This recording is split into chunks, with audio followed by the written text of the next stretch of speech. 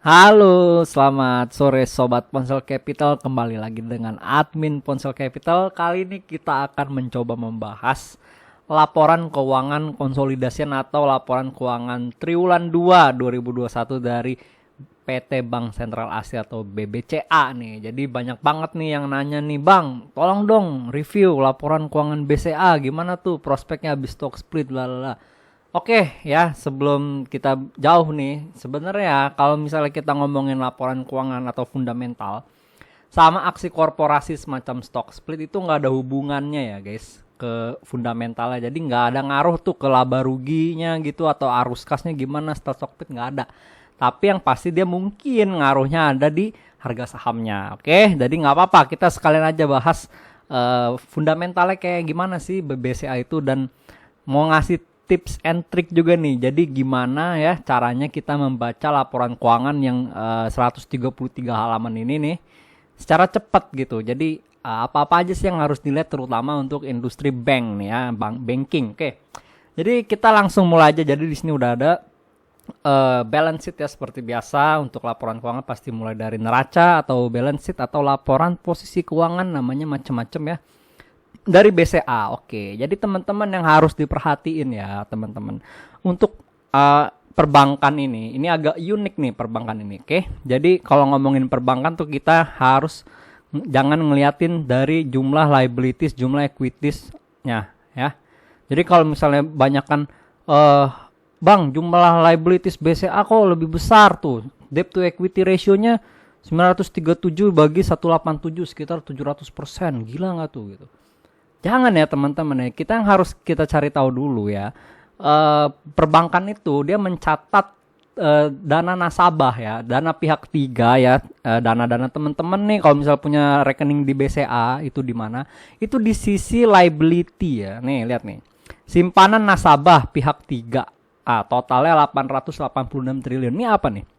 Ini adalah total dana yang terhimpun di bank BCA nih. Jadi nasabah BCA gitu kan punya rekening, ada saldo 10 juta, 20 juta dikumpulin se-Indonesia, terkumpul 886 triliun. Termasuk deposito dan lain-lain ya, nggak cuma di giro doang. Jadi bagus dong, justru semakin besar nilai liability-nya BCA berarti menandakan semakin banyak orang yang buka tabungan di BCA gitu. Nanti ngaruhnya kemana? Ngaruhnya ke sini teman-teman ya, ngaruhnya adalah ke kredit ya, kredit yang diberikan. Jadi kalau kita ngomongin aset bank itu tuh dapat untung itu dari mana? Dari bunga ya, itu adalah pendapatan utama bank itu dari bunga. Kedua itu dari fee based income atau dari biaya-biaya yang muncul, misalnya biaya transaksi, biaya lain-lain gitu kan, biaya admin tiap bulan gitu. Nah itu namanya fee based income. Tapi itu porsinya kecil, yang paling besar tuh porsi adalah bunga ya, bunga kredit. Nah jadi kuncinya kalau mau menilai aset bank itu bagus banget, kita lihat dari komposisi asetnya nih. Di sini dia kredit yang diberikan ya sama BCA itu totalnya 541 triliun. Dibandingkan dengan jumlah asetnya 1129. Kita lihat proporsi itu sebenarnya berapa sih? 541 dibagi 129. Itu ternyata 47,9% ya. 47,9% atau 48% itu merupakan asetnya BCA itu kredit atau pinjaman. Which is bagus. Kenapa? Karena semakin tinggi si BCA memberikan kredit, maka laba bersihnya atau pertumbuhan laba juga cenderung bakal bagus, bakal naik. Dengan asumsi kredit yang disalurkan lancar ya, nggak macet. Makanya sebenarnya ini plus minus ya kalau misalnya suatu bank dominan sekali ya jumlah kredit yang diberikan.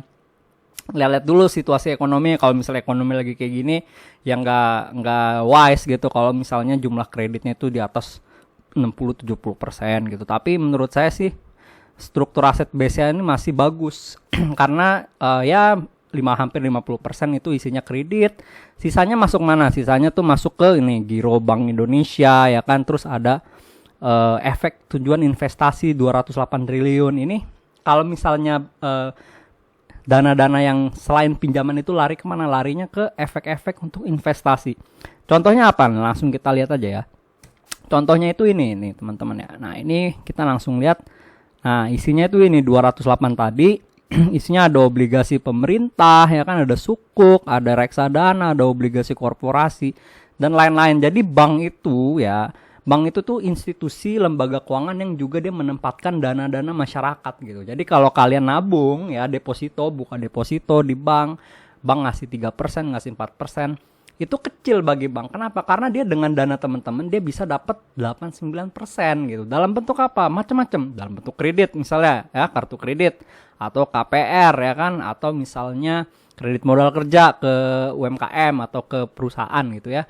Nah, atau mungkin dia investasikan sendiri. Ada namanya divisi wealth management di tiap bank itu. Nah, itu yang bertugas untuk menginvestasikan dana idle, dana-dana kalian ya yang ada di deposito itu diputar lagi tuh sama bank ya. Buat nyari apa? Buat nyari selisihnya biar bisa bayar deposito kalian dan dapat untung. Nah, kan bisnis bank ini kan bisnis margin gitu. It's all about margin ya. Jadi kalau semakin banyak dana kalian yang tabungan gitu di bank ya semakin bagus, karena bagi bank itu bunga adalah madunya gitu kan. Terus lebahnya siapa? Lebahnya kayak konsumen. Oke, jadi ini udah jelas nih, dari 1.100 triliun ini 541 triliun merupakan kredit yang diberikan ke bank ya, macam-macam itu nanti kita bedah. Terus sisanya 208 triliunnya adalah investasinya bank. Ya, tadi udah beli sukuk, beli investasi surat utang pemerintah, lalu beli reksadana macam-macam. Sisanya yang dominan itu ada di ini efek yang dibeli dengan dijual kembali ya. Efek yang dibeli dengan perjanjian dijual kembali ini juga besar, 130 triliun. Sisanya adalah penempatan di Bank Indonesia. Jadi sebenarnya kalau kita lihat ya, struktur asetnya si BCA ini cukup konservatif sih ya. Walaupun emang kreditnya besar, 541 triliun itu 48% berupa kredit, menurut saya sih itu ya wajar banget. Kenapa? Karena bank itu nggak bisa tumbuh kalau dia nggak nyalurin kredit. Kalau misalnya dia cuman beli surat utang, beli investasi sendiri gitu, itu nggak jos pertumbuhannya ya. Laba bersihnya nggak bakal sedahsyat kuartal 2 sekarang gitu. Nah, jadi gitu. Oke, sekarang kita lanjut nih ke liabilities nih. Nah, ini yang sering teman-teman misleading, baca laporan keuangan bank, lihat utangnya kok banyak banget bang, 937 triliun. Kadang tuh baca headline berita, fantastis utang bank BRI tembus 1.000 triliun. Dalam hati gue, lah itu kan dana masyarakat gitu. Kadang tuh terus komennya di netizen, di bawahnya komentar, wah ngaco nih, ngutang mulu nih, BUMN ngaco, rugi.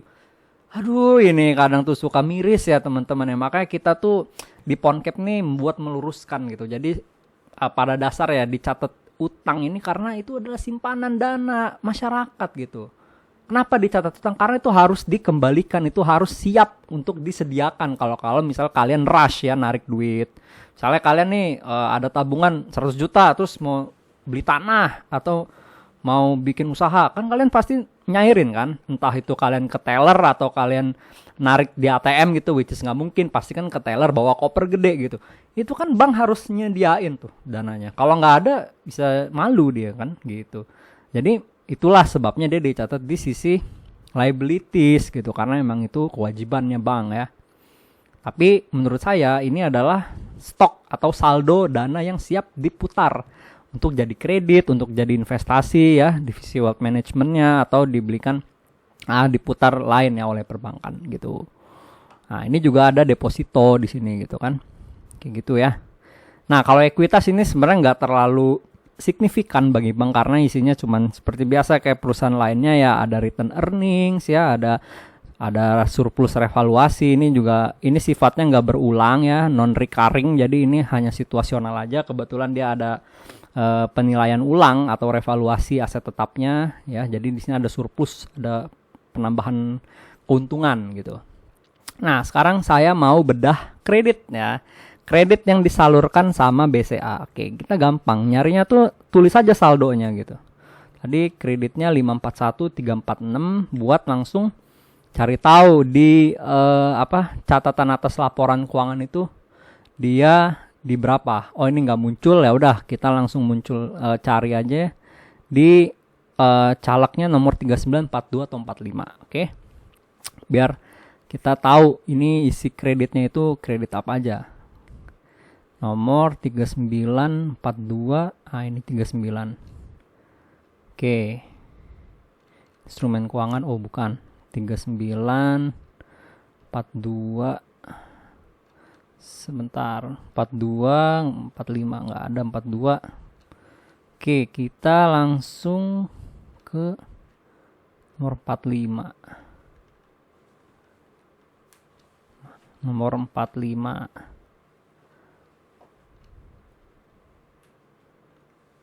Nomor.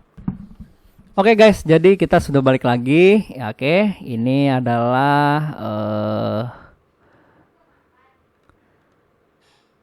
Oke guys, jadi kita sudah kembali lagi ya. Tadi saya sudah nyari pos di caleg itu kredit ini uraiannya seperti apa. Sekarang udah ketemu nih ya.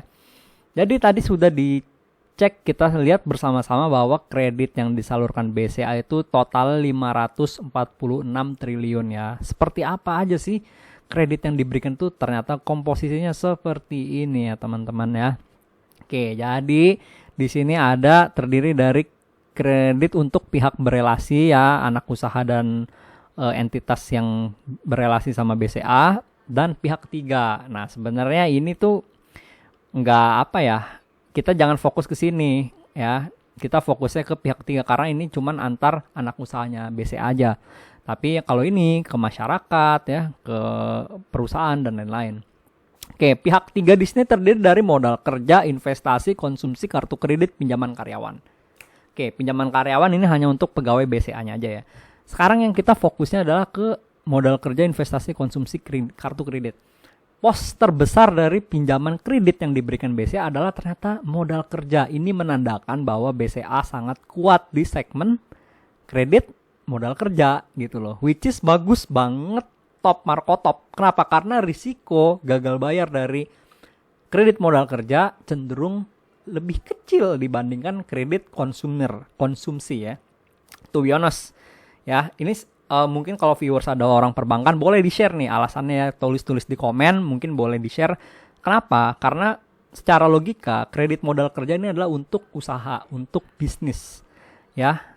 Kredit untuk yang sifatnya untuk ekspansi ya, untuk perusahaan grow, scale up ya, grow the bisnisnya gitu kan.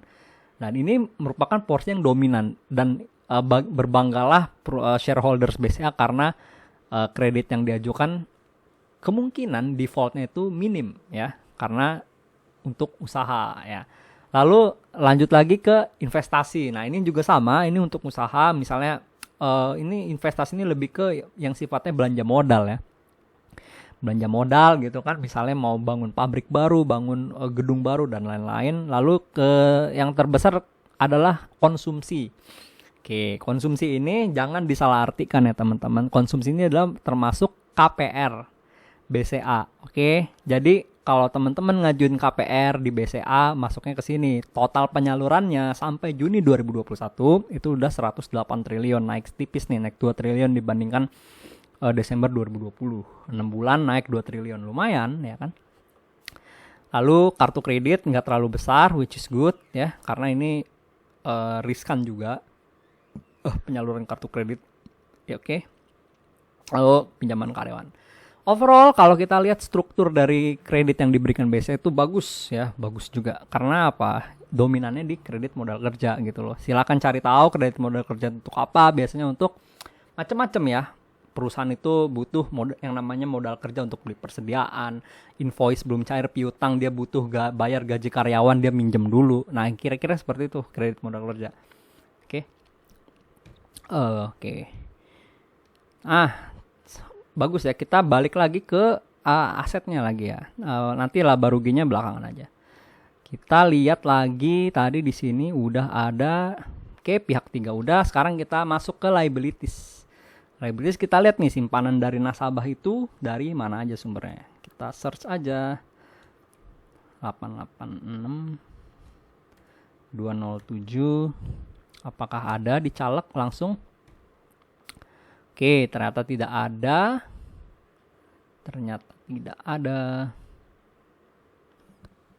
Oke, kita balik lagi ya. Jadi tadi kita mau lihat nih dari liabilitiesnya BCA atau dana pihak 3 BCA itu komposisinya seperti apa. Kita sudah langsung muncul di sini. Oke, kita lihat per 30 Juni 2021 ya, simpanan dari nasabah itu terbagi menjadi giro dan tabungan. Oke, giro itu saldo teman-teman yang ada di rekening.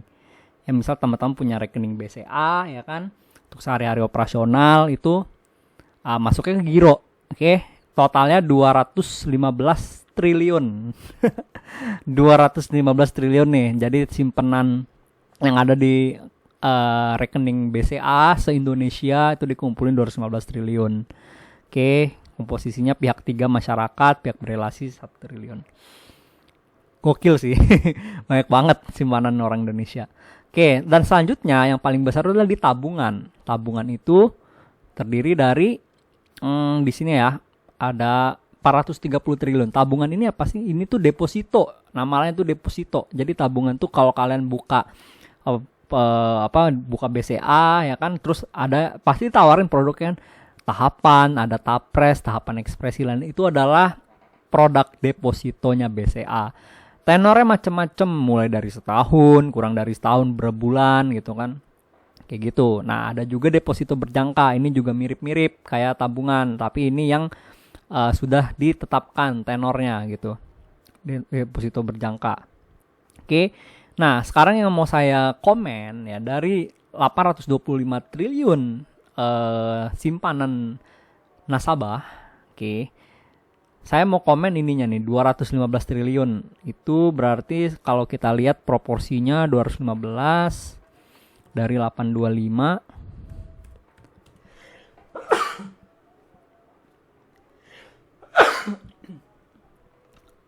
Oke, totalnya adalah 26%.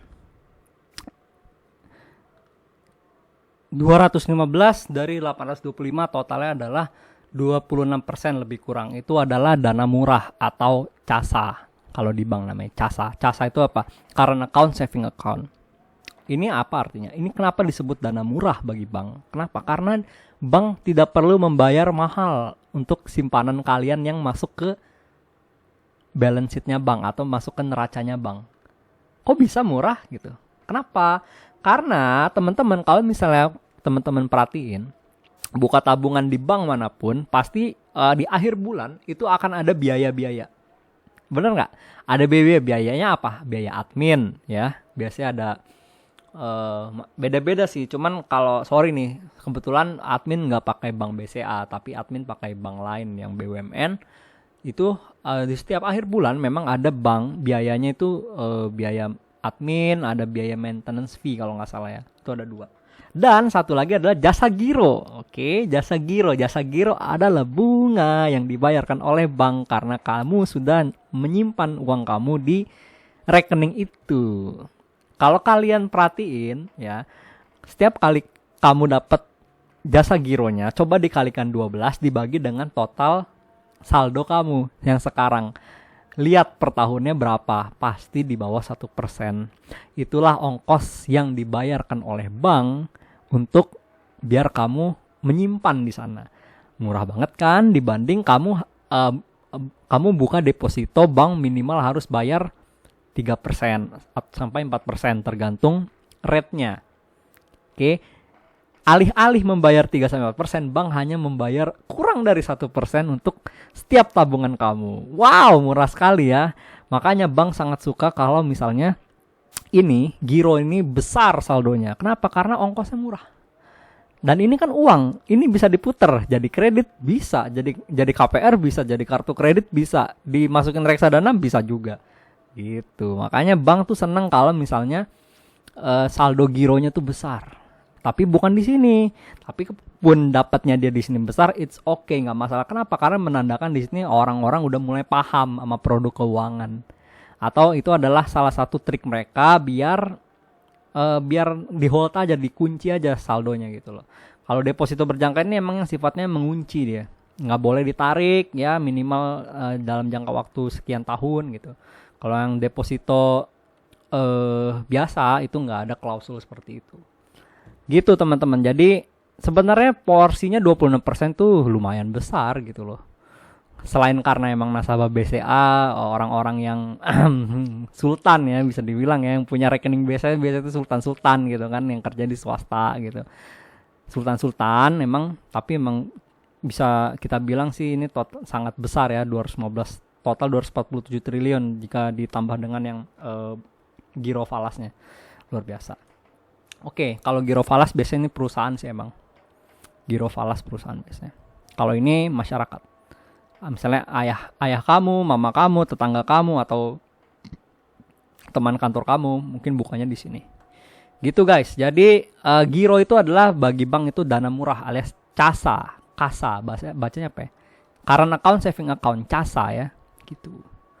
Oke, jadi segitu aja terkait balance sheet. Oke, sekarang saya mau masuk ke laba ruginya nih sekarang. Oke, jadi laba ruginya kalau kita lihat memang yang paling dominan itu langsung ya di pendapatan bunga. Sekali lagi saya bilang bagi bank bunga itu adalah madu. Oke.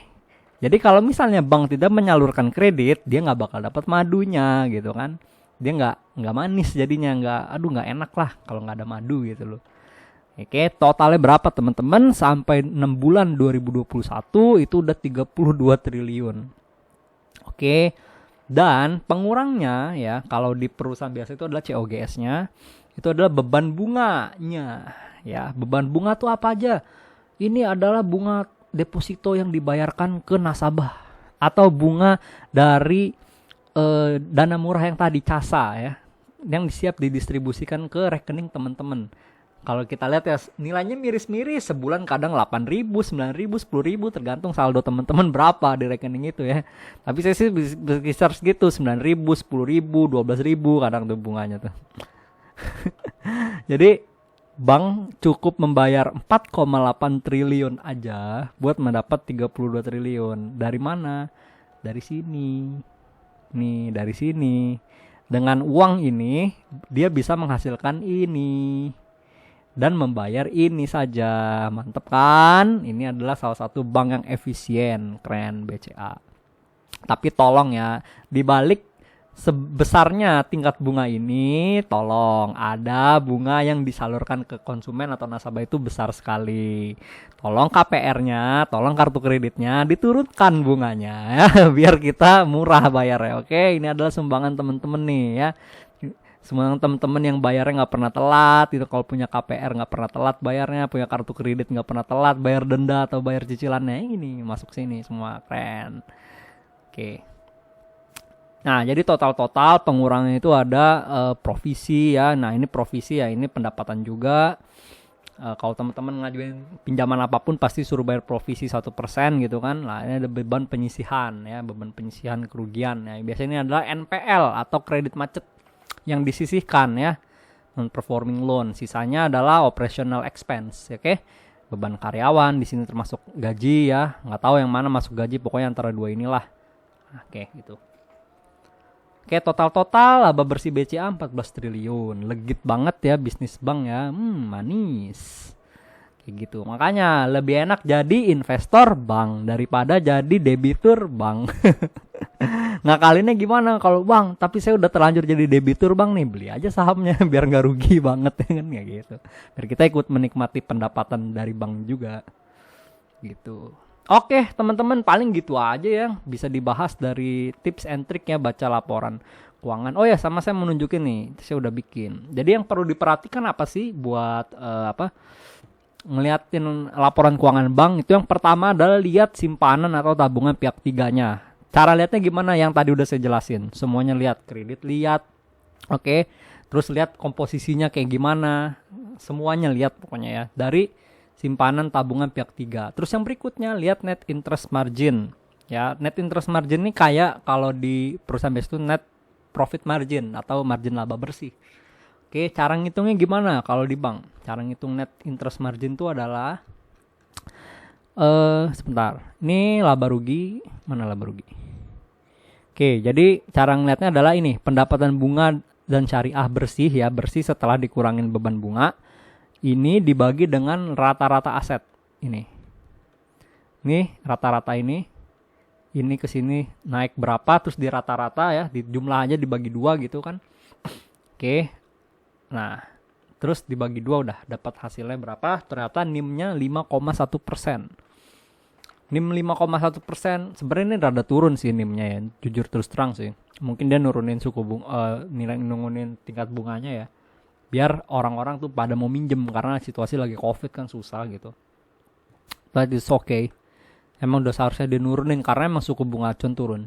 Lalu berikutnya lihat loan to asset ratio. Cara lihatnya gimana? Oke, loan to asset ratio tadi sini yang tadi awal-awal kita bahas. Lihat loan itu pinjaman atau kredit, lihat nah ini total kredit yang diberikan dibanding dengan total aset. Yang bagus itu katanya 50 sampai 60%. Itu bukan bagus sih, ideal ya. Tergantung karena bank itu struktur loan to asset ratio-nya tergantung kondisi ekonomi. Kalau kondisi ekonomi lagi boom atau lagi ekspansi, lagi bagus, itu pasti dia meningkat. Kenapa? Karena dia berani jor-joran ngasih pinjaman. Gitu. Biar apa? Biar NPL-nya nggak naik. Kalau misalnya ekonomi lagi jelek, tatonya bank BCA jor-joran ngasih pinjaman gitu kan, entah itu kredit apapun, mau kredit modal kerja, investasi atau konsumer gitu, kartu kredit. Nggak dengan perhitungannya matang, ujung-ujungnya NPL naik gitu kan. Jadi beban kalau kayak gitu. Makanya idealnya kalau ekonomi normal tuh 50 sampai 60%, tapi BCA kalau lagi Covid sekarang ternyata dia di bawah 50%, 49%. Menurut saya masih bagus. Karena sisanya itu diinvestasikan ya di tempat lain, diputar di reksadana, di sukuk gitu kan, obligasi pemerintah dan lain-lain. Terus lihat capital adequacy ratio atau rasio kecukupan modal, lihat NPL-nya juga dan lain-lain. Oh iya, saya belum nunjukin NPL-nya. NPL BCA tuh berapa sih gitu. Kalau kalian bingung yang ngitungnya, ini udah dihitungin sama manajemen gitu. Ternyata NPL BCA itu di 2,65%. Jadi artinya apa 2,65% ini? Sebentar, saya pindah dulu ke lapor balance sheet ya. NPL BCA itu nilainya 2,65%. Artinya dari 541 triliun ini ada 2,65% atau setara 12 triliunan ya. 12 triliun yang macet gitu. Ada yang macet nih 12 triliun. Which is porsinya nggak besar gitu. Dari total yang disalurin 541 triliun, macet 12 triliun masih tolerable lah gitu. Dan biasanya si NPL dijaga di bawah 3% umumnya. Tapi saya agak lupa ya kebijakan OJK itu ngaturnya di berapa. Kira-kira seperti itu. Ya, jadi seperti itu aja teman-teman, tips dan trik dari saya menilai saham bank, baca laporan keuangan bank. Semoga bermanfaat. Jangan lupa like, comment, dan subscribe. Oke, thank you.